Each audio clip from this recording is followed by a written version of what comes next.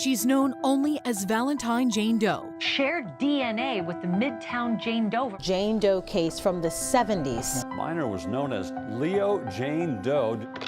The teenager known as Midtown Jane Doe now has a name and an identity. Jane Doe's prints match those from 2 minor arrests made earlier in Santa Rosa and Santa Cruz. Woodlawn Jane Doe. Jane Doe, or John Doe for males, is a term used for anonymous or unidentified individuals in criminal justice, healthcare, and legal contexts. It refers to victims of crimes, witnesses, or unknown patients whose identities are unknown to everyone. To understand this term, we must go back to medieval England, where these names were used in legal cases as fictional participants. How did it work?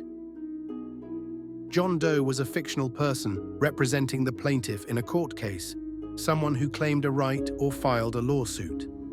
Richard Roe was the invented defendant, challenging the claim or defending against the lawsuit.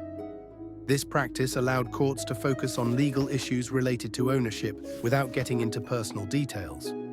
Although this method has faded over time, the names John Doe and Jane Doe have persisted and are still used. While the terms Jane Doe and John Doe are common in the USA, other countries use different terms. In the UK, the labels Joe Bloggs or John Smith are sometimes used for unknown individuals. In French, the expressions Monsieur X or Madame X are used. Some cases labeled as Jane Doe and John Doe have garnered more attention than others.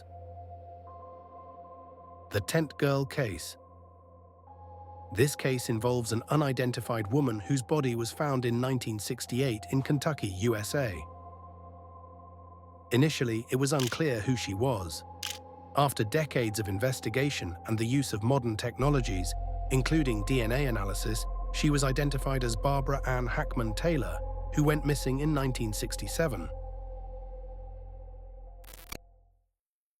The Boy in the Box. The Boy in the Box case refers to the tragic discovery of an unidentified boy's body in 1957 in Philadelphia, USA. The body, found in a cardboard box, was wrapped in a cloth and showed signs of abuse. The boy, estimated to be 4 to 6 years old, was never identified, earning him the name Boy in the Box. Despite intensive investigations and numerous attempts to identify him, the boy remained unknown for decades.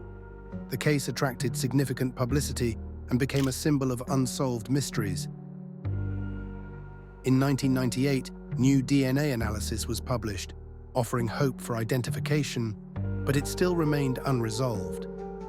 In 2022, the case was reopened, and modern technologies revealed that the boy was Joseph Augustus Zarelli, who had gone missing in 1957. Augustus Zarelli will no longer be that boy in the box, and will no longer be unknown.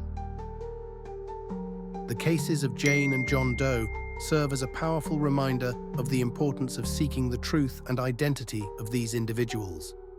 According to the National Missing and Unidentified Persons System, there are approximately 15,000 unidentified persons recorded in the USA.